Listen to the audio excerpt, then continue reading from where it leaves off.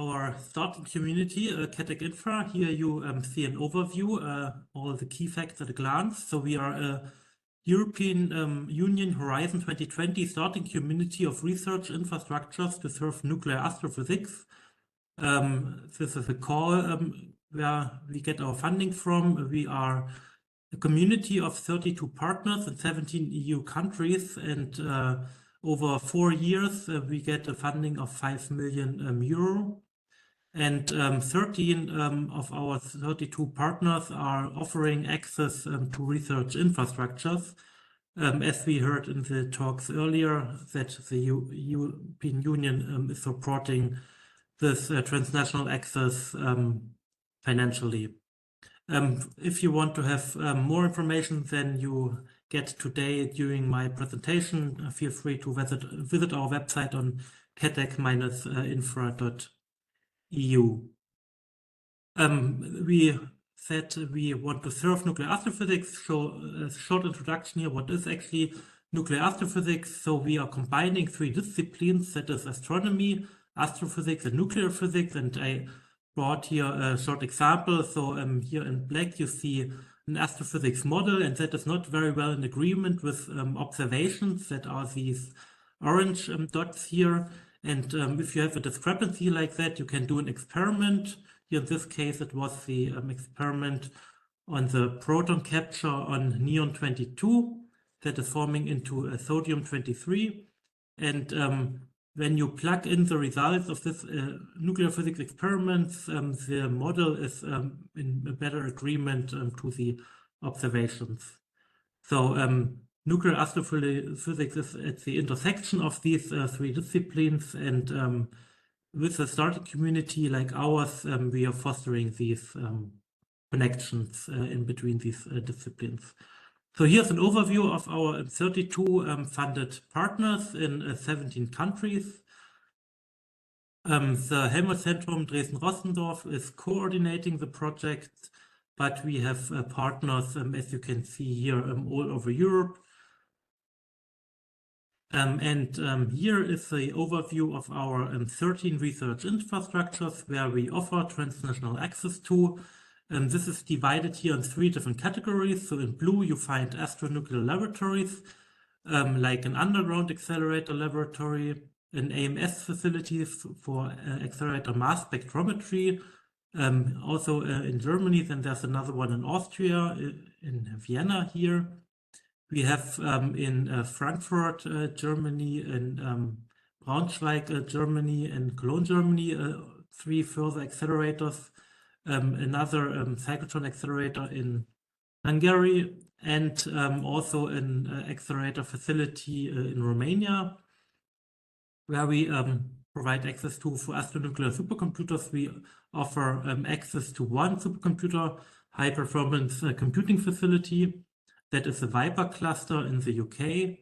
And last but not least, we have access to astronuclear telescopes. That is a telescope in Bulgaria, 1 in the Czech Republic, 1 in Lithuania, and 1 in Spain, the Nordic Optical Telescope on La Palma in Spain. So if you want to have access to all of those, you can submit a proposal. Every detail is described on our webpage. Here just the formalities. So kind of first you have an kind of information phase for the user, and then the user prepares the proposal. And after the preparation, and it is submitted, and then it goes into our internal procedure where we evaluate the proposal. So first an initial check for the formal requirements that they are met. Then we have a technical feasibility by the local facility managers. So they check, for example, if the observations can be made with the telescope, if the experiment can be done with the accelerator facility, and so on. And then we send this to referees from our user selection panel, and they score the proposals, and then they decide if the proposal is accepted or rejected. Some of our facilities have an own access provision scheme, and so only if the facility itself and our selection panel agree to the proposal, then it is accepted, otherwise it is rejected. So we have a continuously submission option for proposals, but we have collection dates every 3 months that we can also organize our user selection panel meetings every 3 months. The next collection day is in May 17 this year, followed by the next one in August 17, so every 3 months. And proposal templates and checklists are available online, and you can also find more information on catec-infra.eu/transnational access. But transnational access itself is only one of the 3 pillars of catec Infra. We also offer joint research activities here focused on astronuclear laboratories, so beam development, target development, and detector development.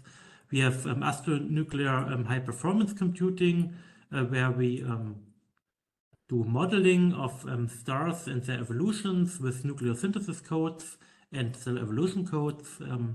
And we have astronuclear abundance scheme. That is our third joint research activity, where we study abundance corrections and try to create open source stellar pipelines that is important for observations.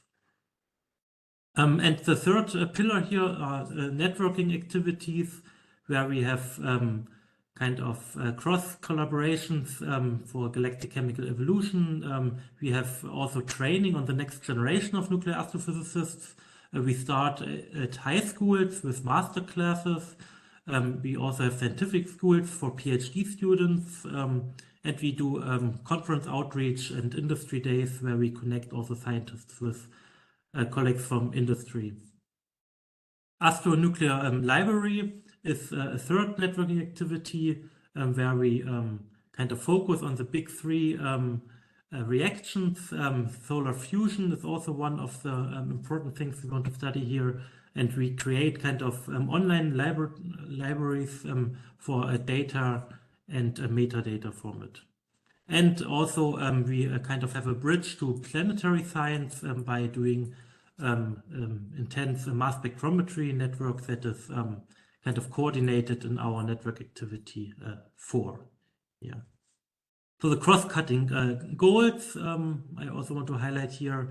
Okay, of course, educate. So I already mentioned that we have a program for high school students as well as for PhD students with several school formats. Like our response to the COVID pandemic was an online school that happened every month with several hundred participants. So this was quite successful. No one was allowed to travel to conferences anymore, but also schools. But now kind of we stopped doing these online schools because the in-person schools are back again, and everyone is happy to travel to these schools. We increase participation by conference outreach and also gender and inclusiveness coordination. And we try to kind of form or we kind of improve our existing synergies and form new synergies and currents. So we link the 3 disciplinaries that I already see, and we have links to other networks worldwide at the same topic. And in the disciplinary approach, of course, the TA proposals to several infrastructures, multidisciplinary, are always getting a big plus. And we also educate the next generation of students in all the 3 disciplines. So we have certain PhD students that are there. And here at the last page, I want to show you an overview of the people that are actually behind catec Infra with Professor Daniel Bemmerer, our project coordinator. And like I'm coordinating the Transnational Access, Axel Bölzig is our project manager, and Sandrine Coton from France is our gender and inclusiveness coordinator, and all the other people you find here are for the different JRAs and NAs that I just introduced. And so I can leave you with this overview page, and thank you for your attention.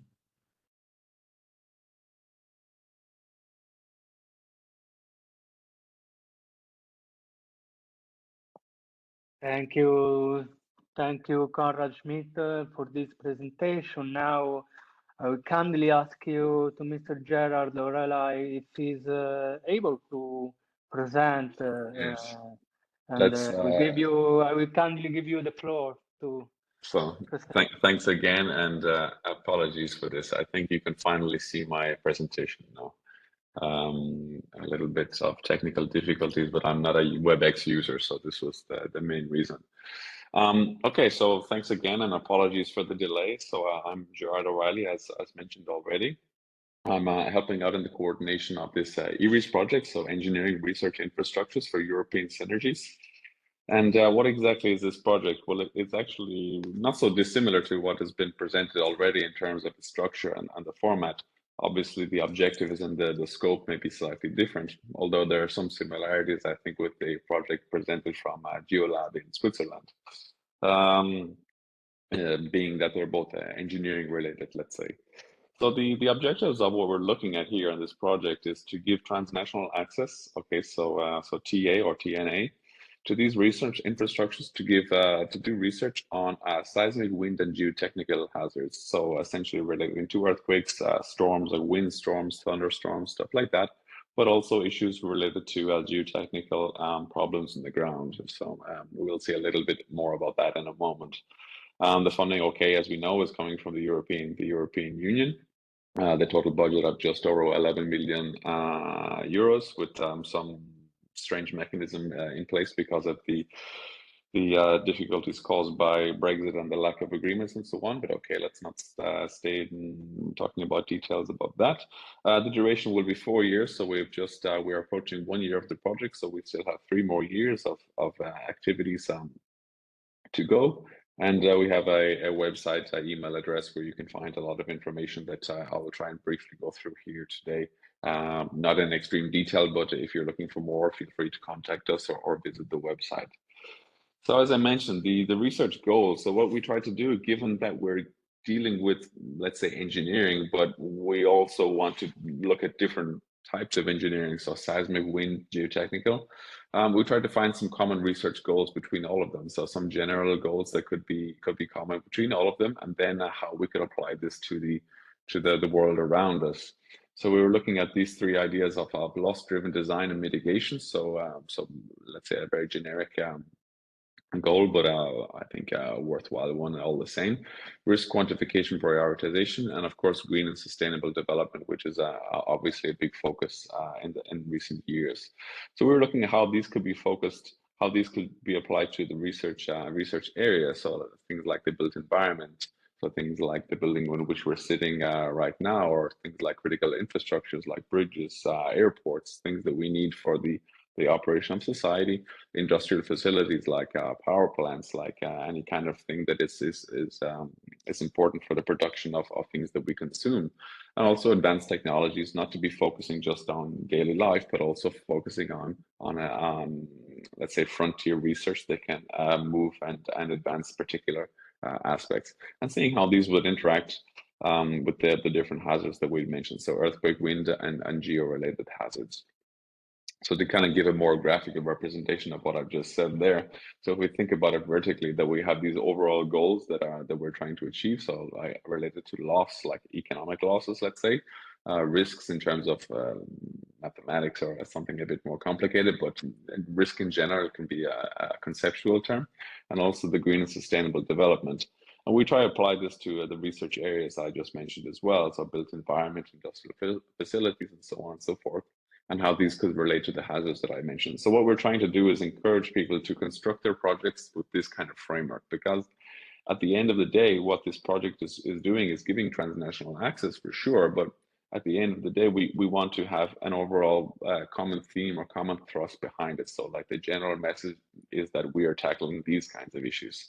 So what we're saying is that, for example, some project may want to look at the effects of earthquakes, for example, on residential buildings, and look at the way that a new kind of technique could be implemented in this. So what you're essentially doing is using this general framework that we've put together to construct your project, and then go into details that maybe would be more related to your expertise or areas of interest that you would want to have transnational access for. This is a graphical representation, of course, but more information about exactly what we mean by some of these terms are available on the website. We have some information about these goals, about these areas with some references and so on, so that people who are interested can go and find all of the information that they need there. Who is involved in this? So many, like most projects, we have many different laboratories from around Europe, but we also have a very nice wind facility in the north of America, in Canada. So the general structure is that us as a consortium, we're involved in here in Pavia in Italy. We're the project coordinators. We have these user groups who are applying for access, as we've seen before, but we also have this external selection and evaluation panel who are, let's say, are providing an independent judge of these applications that we receive. So we have some unbiased or independent review of the different user groups applications who are applying for the transnational access.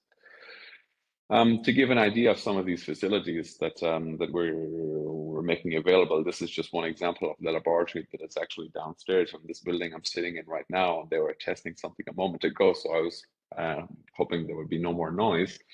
But essentially, what we're doing is we have the capability of using this kind of setup to simulate the effects of earthquakes at more than one level. So I imagine that this kind of setup here is representing the setup in a house, and you can place some typical components, some typical things that you would find in your house to see how they would respond. So this is a short video of how this thing could work, but I think I have possibly a more interesting video on the next slides, which is a little bit long, but I will jump through it to give you an idea of how this thing can work. For example, I'm not sure if you can hear my audio, but in any case, this is essentially what we are looking to simulate.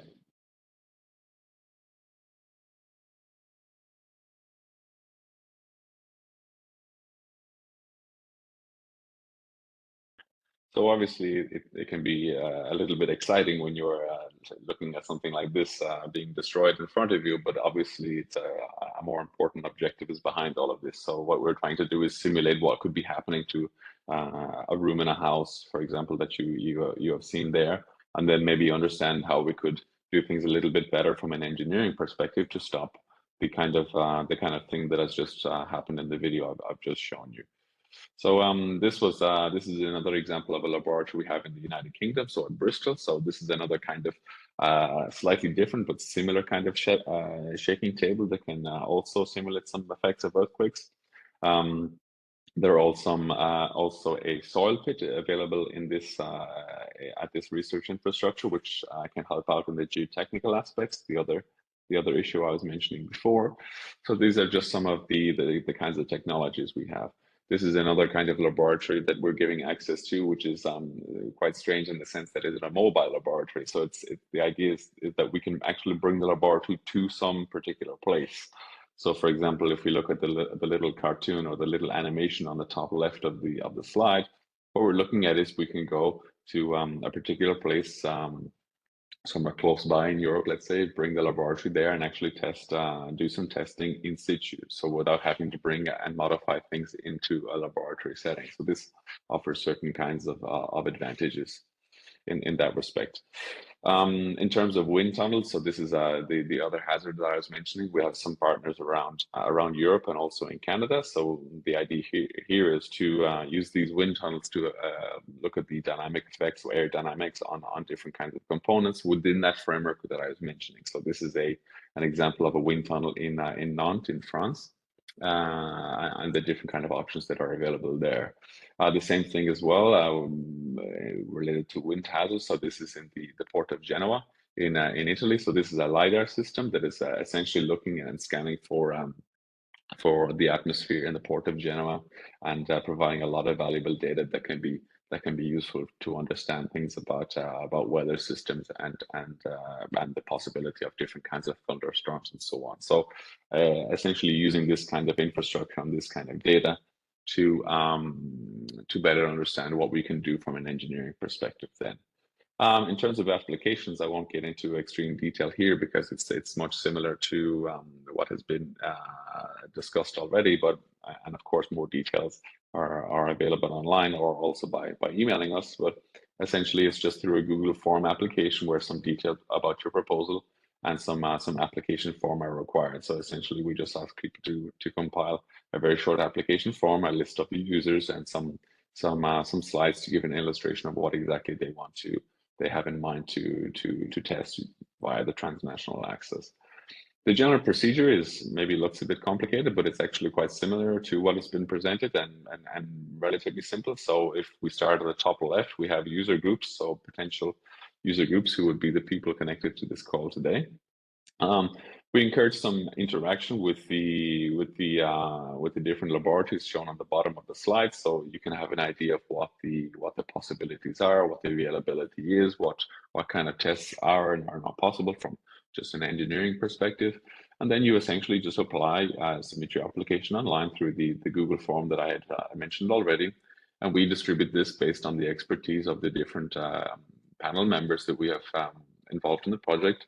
And then there's a whole series of individual evaluation reports and then aggregation and, let's say, a sorting of the proposals based on the score that they received and the general recommendation that they could receive as well. So we would have the option of, let's say, accepting proposals or maybe rejecting them, but with an encouragement to resubmit based on some suggestions, some modifications that would be necessary from possibly a financial perspective, but also a technical perspective in terms of the feasibility. And that's all from me for now. So if you have any questions, I'll be happy to answer. In any case, the information, I can possibly go back to the slide here, and all of the information is available on the website as well. So thank you very much.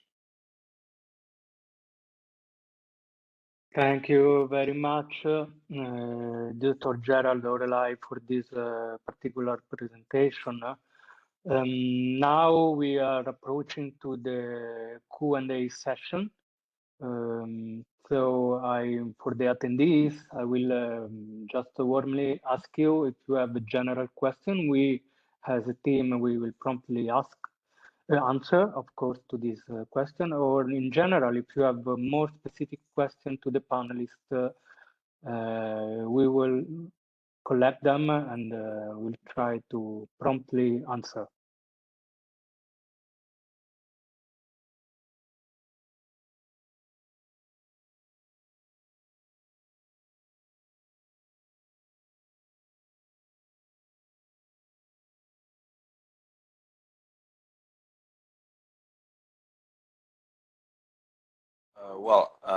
In the meantime, that maybe someone want some question up, just to like to inform all the participants to this webinar that the Reach Europe, the project in the framework which this project, this webinar has been organized together with the other NCP's project network, cluster 375, cluster 5 Greenet, and cluster 1 HH30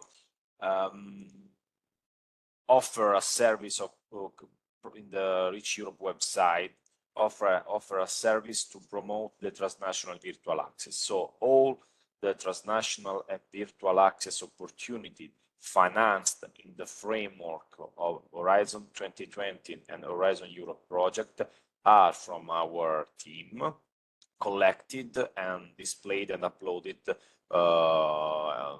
weekly or monthly, it depends from the period, on our website. So it doesn't mean that you can, all the researchers can have always 95% clear picture of the opportunities, TA, OA opportunities open in the framework of the framework project. Okay, I've seen that I am the floor. Just to keep these questions. Turkey is not Eric yet. Okay, could we still be joined for the transnational projects? This is a general question that I think I can reply as a national contact point in the research infrastructure. It's depend from the call. For Turkey is an associated partner, so it doesn't mean that you can join the Horizon Europe proposal. Regarding the research infrastructure work program, regarding the research infrastructure work program, it depends. It depends from the topic. If the topic clearly indicates the needs to be ERIC or S3 project, you must be ERIC or S3 project. So it depends from the code. Just I see that Claudia Hallan had my hand up, so I think she wants to intervene in person. So I ask to my colleague to give to Claudia the floor to put her questions. Claudia Hallan.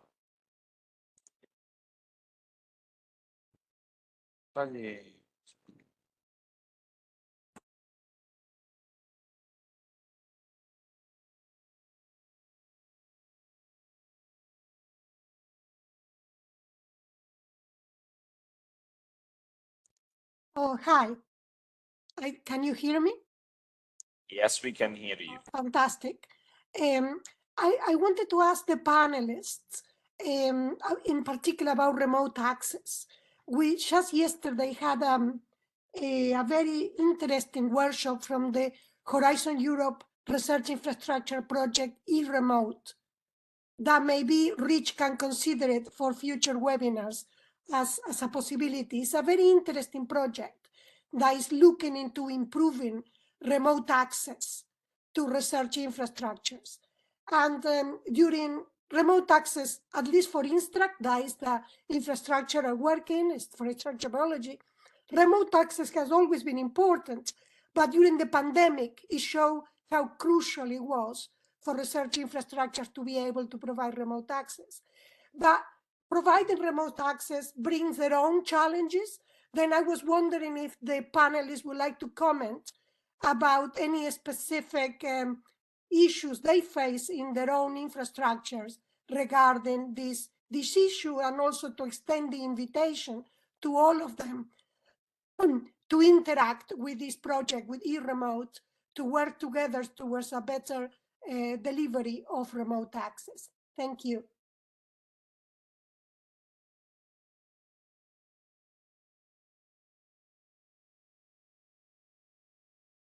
Maybe I could answer on that from our perspective and our experience.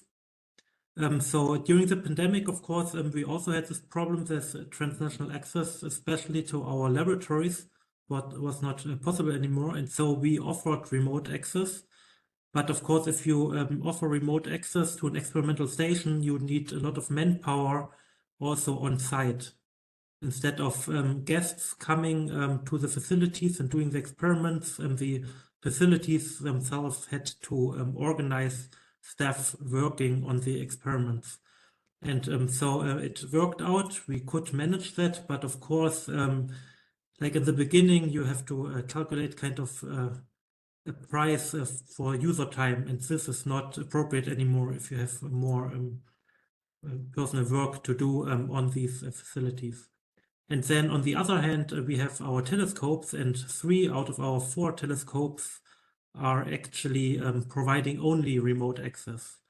So it's kind of you have your observation, then you can send it in as a proposal, and as soon as it is accepted, the facility tries to put in the observation in their own schedule.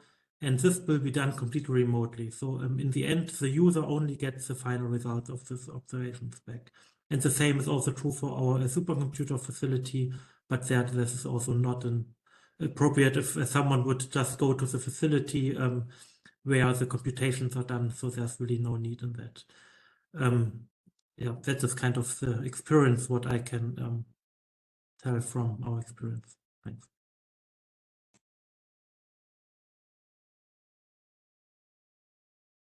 Maybe just shortly to comment on Claudia's remark related to the remote access, as I'm here on behalf of the EasyDoor projects, the one on integrated services for infectious disease outbreaks. So within EasyDoor, Of course, we provide both types of access depending on type of services, so in-person or remote access. And if I speak on behalf of arena infrastructure, so within arena infrastructure, with that's the type of capacities which are very sensitive, the high containment facilities. So we provide mainly remote access due to the fact that mainly the specific capacities need very specific expertise to perform research in these facilities, in these high containment laboratories. And so the remote access in general, the one that is preferred for most of the services for this kind of capacities. So that, of course, has its limits, its pros and cons as everyone, but in this case, during the COVID pandemic, let's say it didn't create specific issues, problems for arena infrastructure, because we have already been providing a lot of remote access to the infrastructure before it as well. And I can add something regarding GeoLab. Remote access would not really be feasible for our case, because the experiments we do, they are done, let's say, in a geotechnical centrifuge, if we're talking about small scale experiments, or for larger scale experiments in Darmstadt, for example, in a large test pile pit, or in NGI when they're doing in situ testing. So remotely, such experiments would be difficult to run, and also training the users to learn, for example, how to build such a model, how to instrument a model, how to calibrate sensors. This is a big part of GeoLab. So this is an aspect that I guess for the particular applications that we are looking into, I cannot see how this could work. So they essentially have to be here in person, and maybe after the experiments, when it comes to data processing and things like that, then yes, perhaps that could be done remotely if time is pressing and they have to leave and work on it afterwards.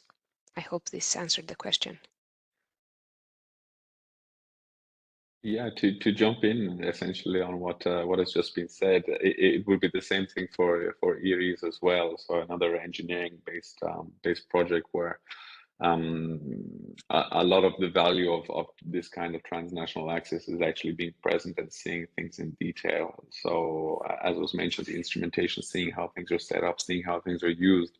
Of course, it's possible to have a video stream where you can connect and watch what's going on in the laboratory, but actually interacting and being thoroughly involved is quite difficult, because even seeing things at smaller scale or in detail up close is really the value of doing experimental testing at times, like the actual observations. So if it's remote participation, it can make things a bit more difficult for the same reason. So yeah, it's not impossible, because okay, we're all connected online right now. A video call is not impossible, but not optimal, let's say.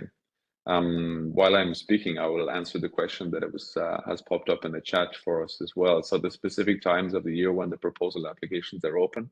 So in our particular case, it's always open. You can submit right now if you like, but what we have then are cutoff dates at which we collect all of the proposals and evaluate them. So we're not continuously evaluating them, so it's like a de facto deadline. So the next deadline that we have is at the beginning of June, and the next one will be in November of this year. So we're trying to do them in let's say 6 months spacing, so that there's enough time to make contact and prepare the application as well. So this information is on the website, of course, but I didn't get into much detail about it in their presentations. But yes, it's always open, but we have dates at which we collect them all and evaluate with the panel. And for the same question, because I see the question applies also for GeoLab. So we open the call every year around April, so around spring. the last call, the third call, has launched, has become live. I think it was in the last week or something.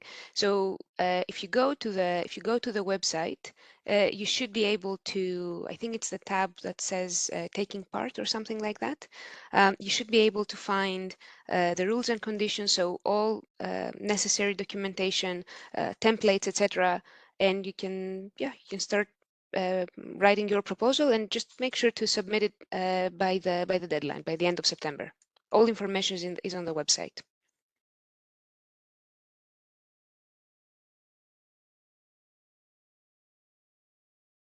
Thank you everyone. Thank you to all as a team, we want to thank you this high number of participants, but at the same time, we want to thank you all the panelists because you really enforce this mission of promoting transnational access and virtual access opportunities throughout Europe, as always, with the mission to lower the barriers, to encourage the participation, and to fully exploit the potentiality of the European research infrastructure.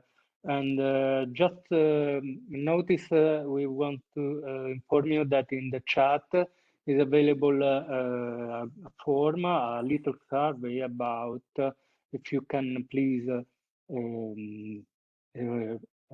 open it and answer to the question about the transnational and virtual access panel. Thank you.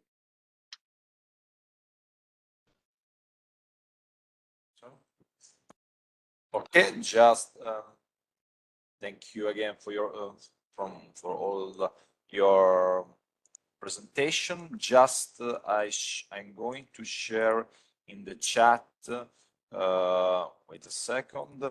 The assessment survey, just 2-3 questions to allow us to improve our service. This kind of service that we provide. Just I asked to all the participants 2 minutes of their times to fill it out. Really, just 2 questions. You find the form in the chat. I put it again.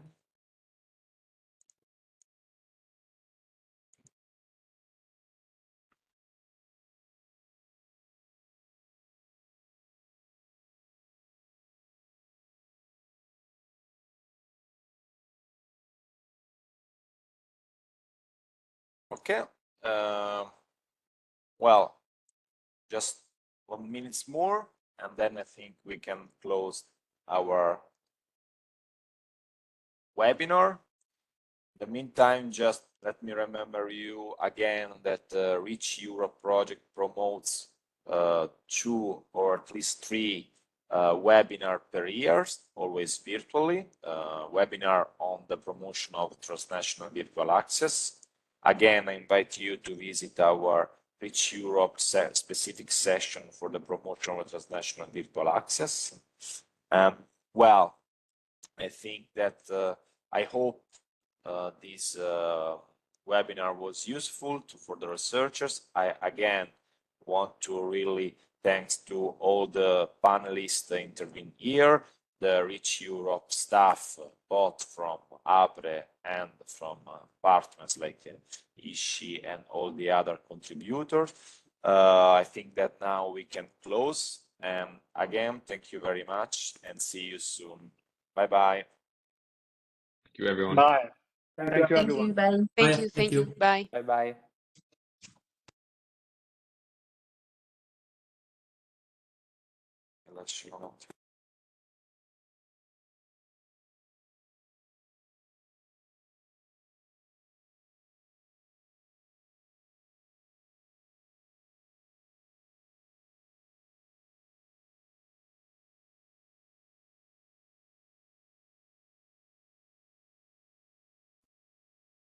Good morning, everyone. Welcome to the second webinar of Reach Europe about transnational and virtual access and the opportunities of transnational and virtual access.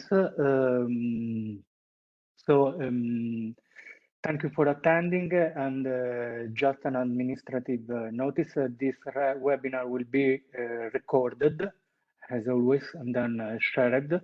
And so in this second edition, which is a particular edition, we see the collaboration with other NCP projects, for example, Greenet Health NN 3.0 and Season 5. As always, we want to efficiently promote the transnational and virtual access opportunities through Europe, lowering the barrier of the access and to welcome new users, and to helpfully exploit the potential of the European Union research infrastructure according to the political lead. So now I will give the floor to begin this edition to Mrs. Diana Stepanian for the Isidore project, providing cutting-edge research service and resources of study, epidemic-prone pathogen life science for Cluster 1. Welcome, and leave you the floor. And thank you once again for attending. Good morning, everyone. I hope you hear me well, and I will also share my screen. Hopefully you will see well also my screen. Just give me a sign if everything is okay. You hear and you see my screen normally. Great. So I'm representing the European research infrastructure on highly pathogenic agents, which coordinates the large-scale EU-funded project Isidore, Integrated Services for Infectious Disease Outbreak Research. So thank you for your invitation and thank you for being here. Just a couple of words about what is ARENA, so the research infrastructure which coordinates Isidore. That's a European distributed non-profit research infrastructure with members throughout Europe. So our members are high containment facilities, BSL-3 and BSL-4, required to advance research on high consequence epidemic-prone pathogens. So our scope is dedicated to the study of highly pathogenic microorganisms, and we provide coordinated access to our facilities, expertise, and resources to a broad scientific communities in Europe and worldwide. So to fulfill our mission, which is to protect human health by advancing high containment research and increasing European and global preparedness and response to highly infectious diseases. So currently, ARENA has 10 member countries, facilities from 10 European countries. So one non-EU one is the United Kingdom. What is Isidore? So the large-scale project that I've mentioned, Isidore stands for Integrated Services for Infectious Disease Outbreak Research. So that's a very large action funded by the EU, which is almost fully dedicated to the provision of access. So what has been mentioned also by the organizers, so the transnational access.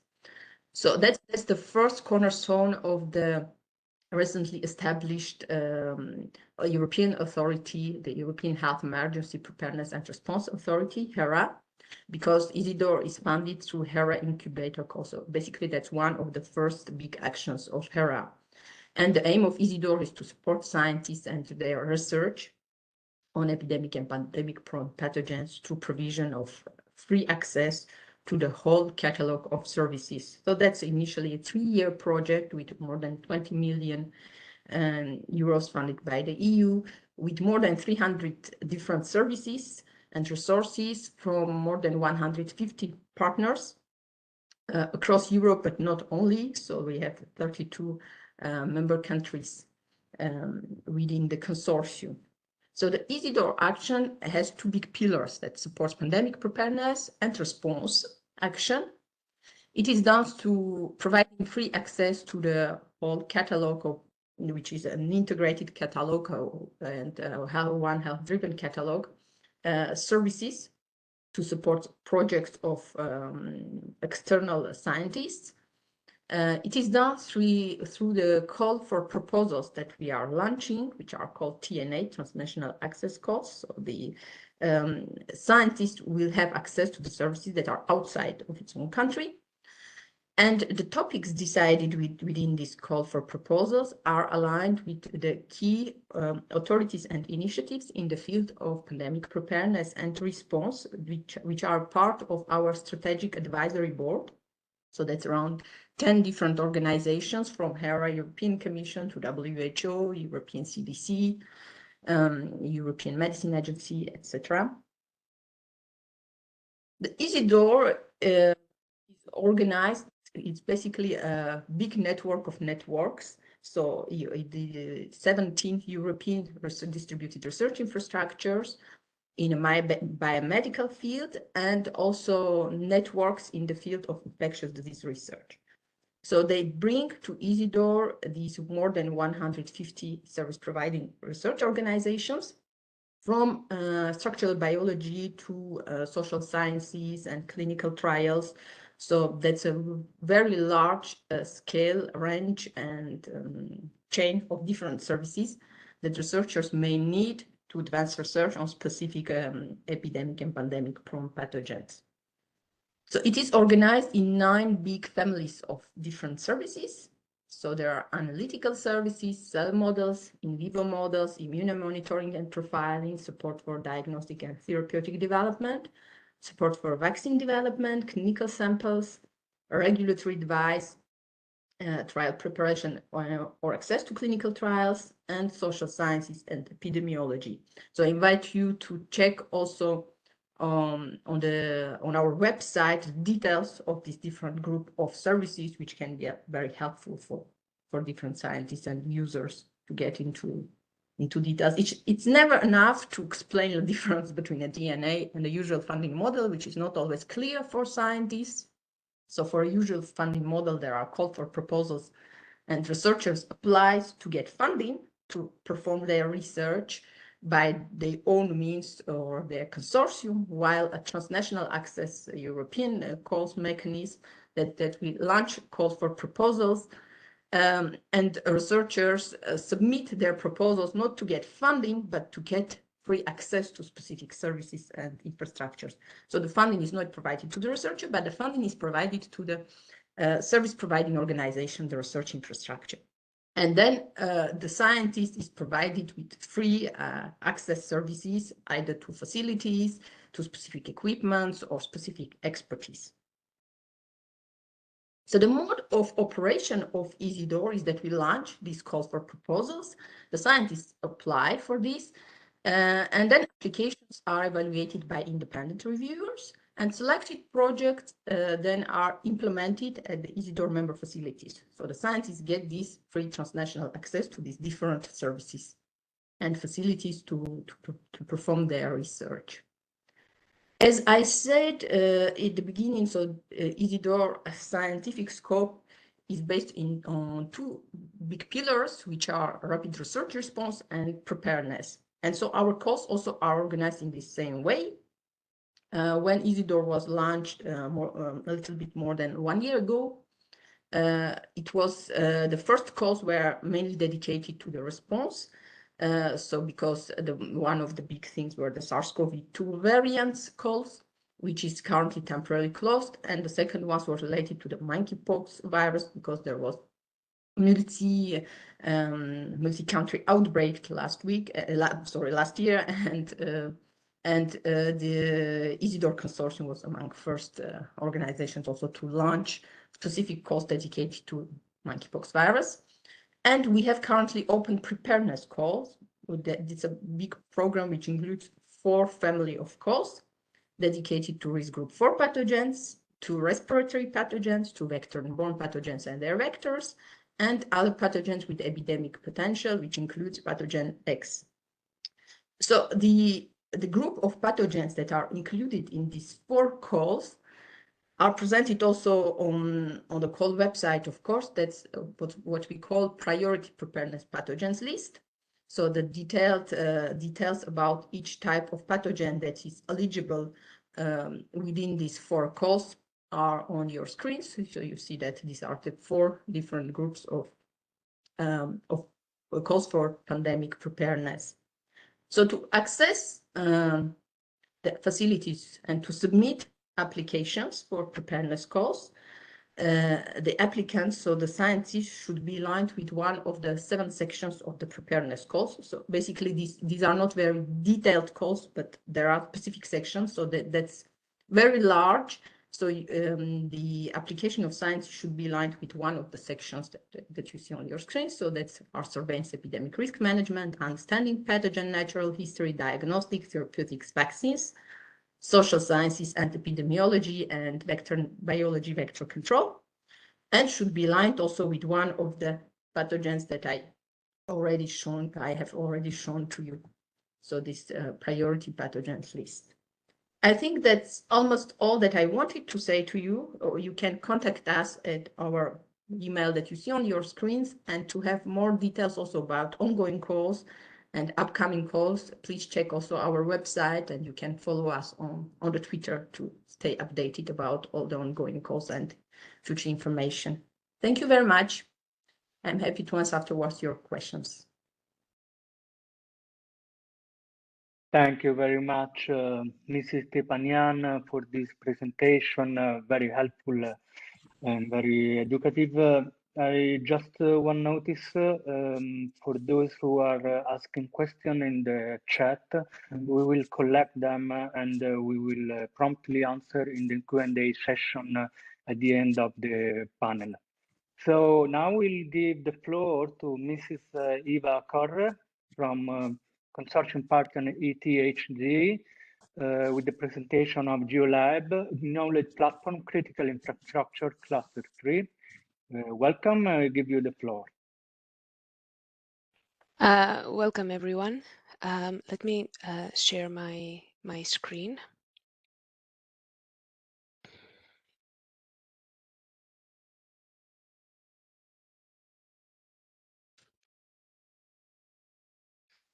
I hope you can see the presentation. So I will be talking to you today about the GeoLab project, an international collaboration within Europe and associated states. In the consortium, we are 9 research institutions and 11 research installations.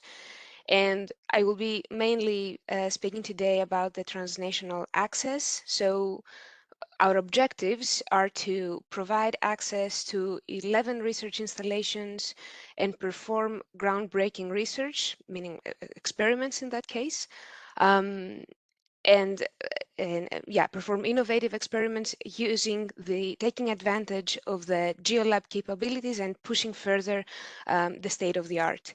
We want to provide insights on how we can support the upcoming significant investment decisions, sustainable investment decisions for the CI that will have to be made in Europe over the next couple of decades.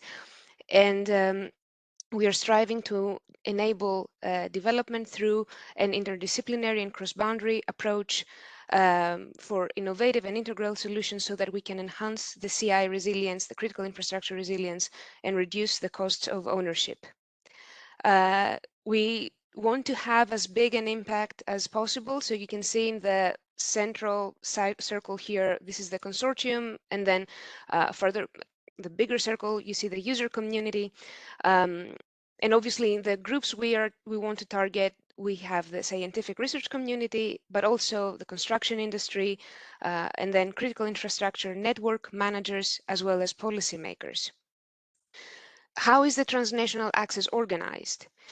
It's organized in 3 calls of proposals. The first one had a topic of proof of concept experiments for innovative solutions aiming to enhance the CI resilience.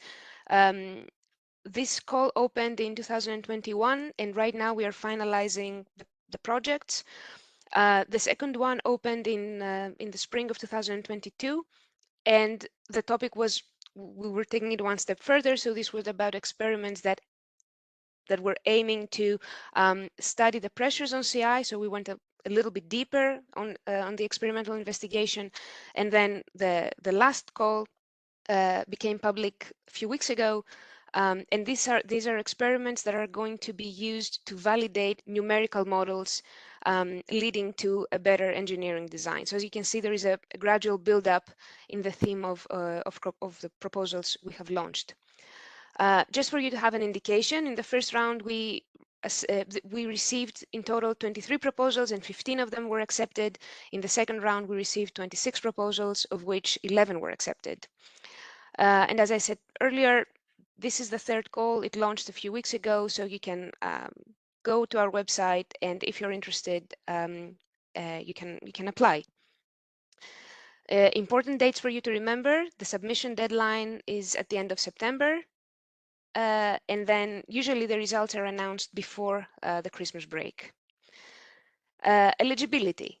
The user group members and the team leader need to come from the European Union or the eligible states, except for the country where the infrastructure is situated. So, for example, if I am from EPFL in Lausanne and I want to apply to ETH, I can only if the majority of the group members is not from Switzerland and I am not the leader. So there is an exception to this restriction, but only if the total number of members, if the majority of the members comes from the eligible states, and only like up to 33% comes from states outside of the eligible ones, or from the country where the infrastructure is situated. Of course, there can be exceptions to these restrictions, but this is up to the decision of the coordinator. Also, in the user group, we can have members from the consortium to participate. Again, as long as they are not the group leader and they do not exceed 33% of the total participation in the user group. This is actually good because having some participation in the user group from the consortium can be a great benefit, because you can use the know-how that we have in the consortium.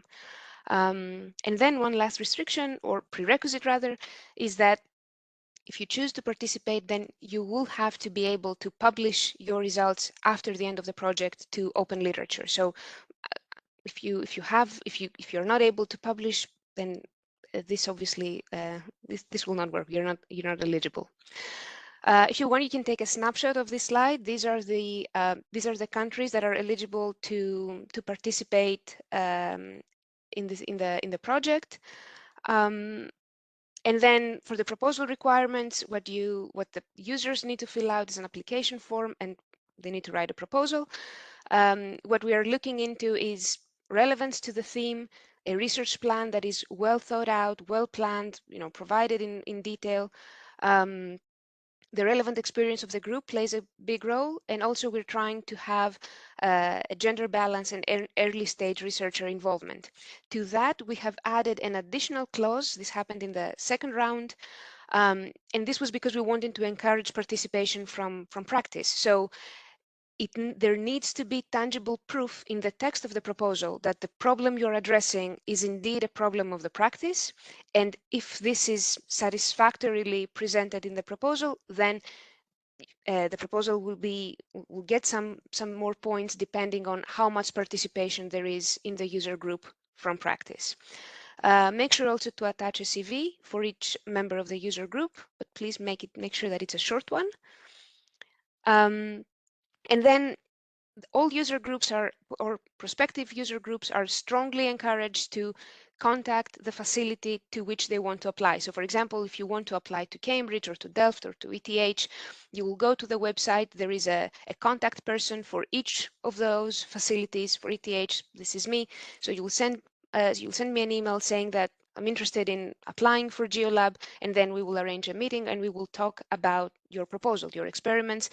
And this is actually quite beneficial for the user group, because in this way, you can make sure that the proposal you will write will describe something feasible. And you will be able to take better advantage of all the capabilities that each facility has to offer. So you're strongly encouraged to stay in contact with the facility you're interested in. All proposals are selected based on scientific merit and innovation potential.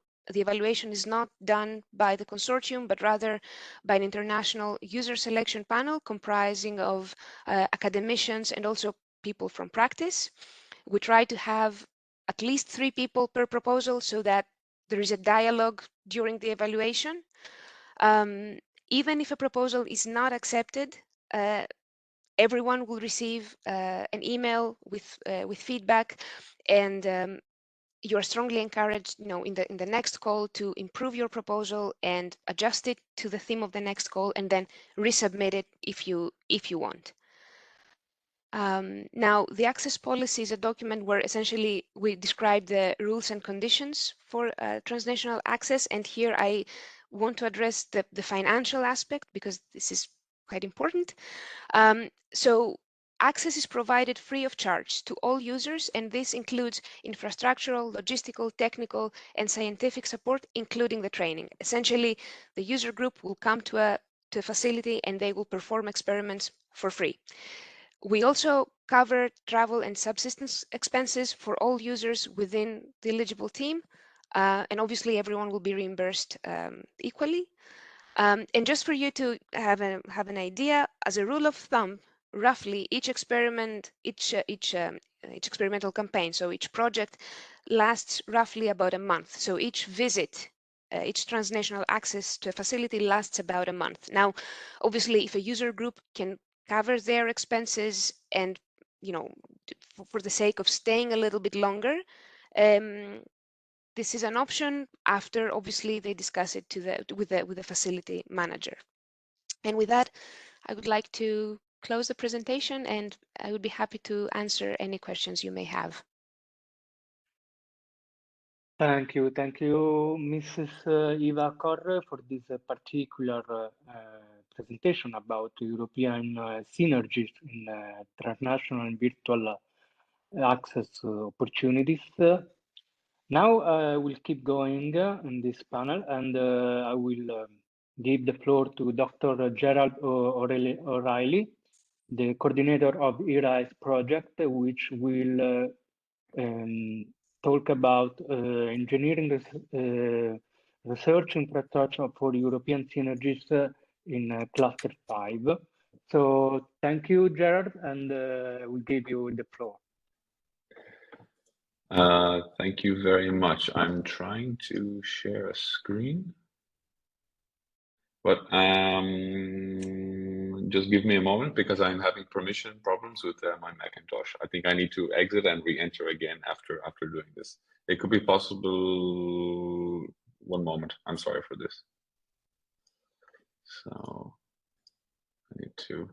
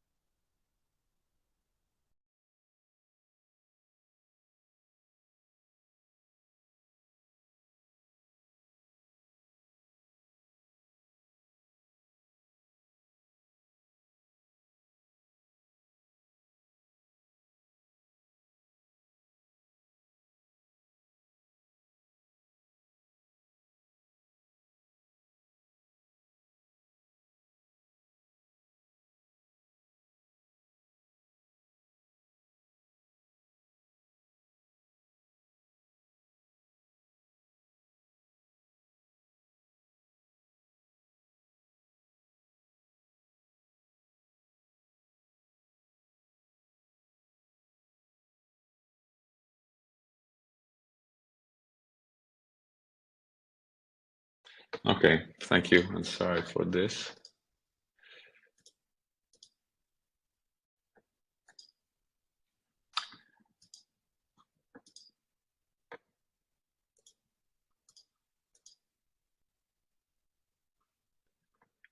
Sorry, I'm still having issues with permissions. It could be easier if you go to the next presentation, and I will try to resolve this before the next presentation. Privacy is blocking me on the computer, and I cannot share my screen. This is the issue.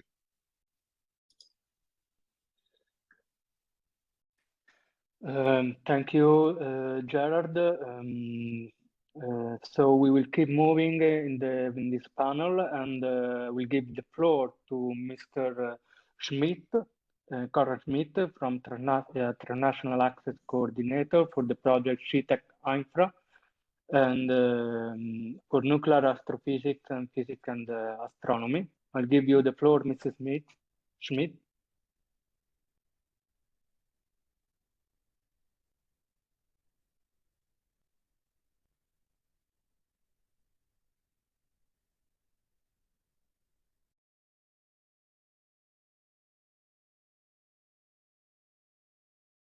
I'm sorry, Mr. Schmidt, we cannot hear you. Can you hear me now?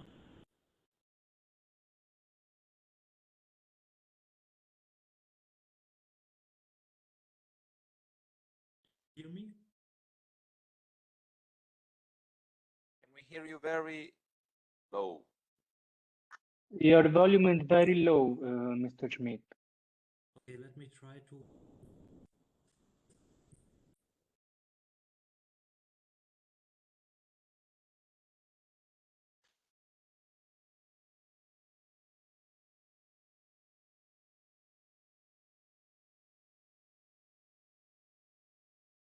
Maybe you can get closer to your mic. I can try to get closer. Okay. Is it better Now it's perfect. Okay. I think there was a background noise reduction. Okay, let's hope that it works now. So let me share my screen again.